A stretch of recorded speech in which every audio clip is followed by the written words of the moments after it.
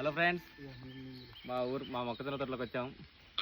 మాది కాదు, మా బావది, మా బావగారిది. చూడండి, మొక్కజొన్న కంకులు కాల్చుకుంటున్నామని వచ్చాం సరదాగా. మా అన్నయ్య హాయ్ చెప్పన్నా. చూడండి, తోటలో మంట పెట్టాము, కంకులు కాల్చుకున్నాం.